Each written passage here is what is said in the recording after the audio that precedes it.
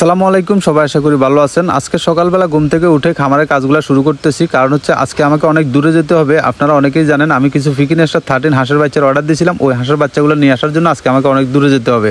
তো আমাদের অনেকেরই মনের ভিতরে একটা প্রশ্ন থাকে যে ফিকিনেস্টার 13 যে হাঁসগুলো আছে এগুলো কি 45 দিনে 3 কেজি 3.5 কেজি ওজন আসে কিনা। মনের সে প্রশ্নটা দূর করার জন্য আমি 100 ফিকিনেস্টার 13 হাঁসের বাচ্চা অর্ডার দিছি, আর এই বাচ্চাগুলোকে আমি একটানা 45 দিন পর্যন্ত লালন পালন করবো, আর এগুলোকে আমি সম্পূর্ণ ব্রয়লার যে ফিট আছে এই ফিটগুলো খাওয়াবো।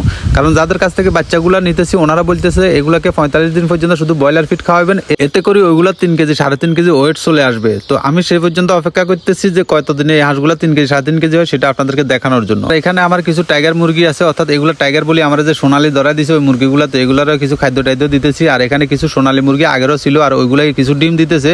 আর এগুলোর ডিমের সাইজগুলো খুবই ছোট। আমি মনে করছিলাম যে এখান থেকে কিছু মুরগি যদি ডিম দেয় এই ডিমগুলো আমি ইনকিউবেটর মেশিনে বসাই কিছু বাচ্চা ফুটামো, কিন্তু দেখা যাইতেছে এগুলো ডিমের সাইজ এতটাই ছোট যে এগুলো আসলে বসানো যাবে না। তো আপনাদের অনেককে বলছিলাম যে ভাই আমার এই যে মুরগিগুলো যে ডিম দিচ্ছে এগুলো কিন্তু ছোট ছোট, কি খাওয়ালে এগুলো বড় হবে। তো আপনারা অনেকে বলছিলেন যে এগুলোর লেয়ার 1 যে ফিড আছে ওইগুলো খাওয়ানোর জন্য। তো এখন এগুলোকে লেয়ার 1 যে ফিড আছে এগুলো দিতেছি, ইনশাল্লাহ দেখা যাচ্ছে ডিমের সাইজ যদি বড় হয় তাহলে ইনকিউবেটর মেশিনে দিয়ে এগুলোর বাচ্চা ফুটানোর চেষ্টা করবো ইনশাল্লাহ। যেহেতু আমি চলে যাবো সেহেতু আমার যে হাঁস ছিল ওইগুলোকে আদার দিয়েছি, মর্গেরও আদার দিয়ে লাইছি, একা সুন্দর করে অঙ্গা দেখছেন গরু ঘরে চলে আসি। অর্থাৎ আমার যে গরুগুলো আছে যে 2টা সার বাছুর এগুলো কিন্তু ঠান্ডা পানি খাইতে আছে, সকালবেলা প্রতিদিনই খাই মোটামুটি। আর আমার যে পুকুরের ভিতরে এই যে দেখছেন কিন্তু কিছু সুন্দর সুন্দর ঘাস দেখা যাইতেছে, আর আমি আমার গরুগুলোকে খুব আদর করি। কোথাও যদি একটু সবুজ ঘাস দেখি ওইগুলো কাটি আমার গরুকে খাওয়াইতে আমার কাছে খুব ভালো লাগে। আর আমার পুকুরের এখান থেকে কিছু ঘাস হয়েছে, এই ঘাসগুলোর আজকে আমি কাটি আমার গরুগুলোকে খাওয়াবো।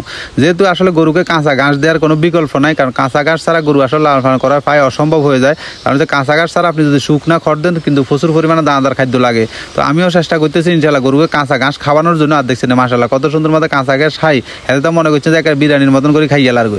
আর আমি জমিনের ভিতরে কিন্তু কাঁচা ঘাস লাগাইছি, আপনারা অনেকেই জানেন। যেহেতু এখন পর্যন্ত মানে পর্যাপ্ত পরিমাণে হয় না গরুকে খাওয়ানোর মতন, হয়তো আর 2-1 মাস পরে আমি গরুকে খাওয়ানি শুরু করবো। যেহেতু আমার ঘাসগুলো লাগানো অলরেডি হয়ে গেছে, তো তখন কিন্তু এদেরকে পর্যাপ্ত পরিমাণে কাঁচা ঘাস দিতে পারবো। আর এখানে যেগুলো দেখতেছেন এগুলো হচ্ছে জিঙ্ক। গরুকে জিঙ্ক খাওয়ালে নাকি গরুর মানে স্বাস্থ্য সুন্দর বা সব দিকে একটু ফিটফাট হয়, এই জন্য জিঙ্কগুলো খাওয়াইতেছে। আর এগুলো হচ্ছে লবণ।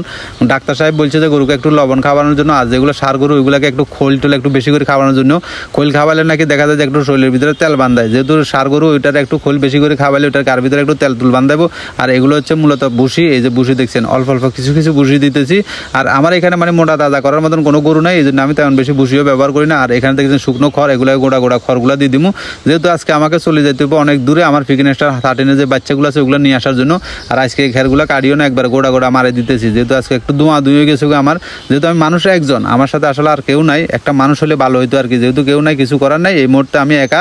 তো এখন আমার খামারের সম্পূর্ণ কাম গাছ সব কিছু শেষ হয়ে গেছে, এখন আমি চলে যাবো গই। যাই হোক আল্লাহর নাম লই ফিকিনেস্টার 13 হাঁসের বাচ্চা নিয়ে আসার জন্য চলে যাচ্ছি। সবাই ভালো থাকবেন, আল্লাহ হাফেজ।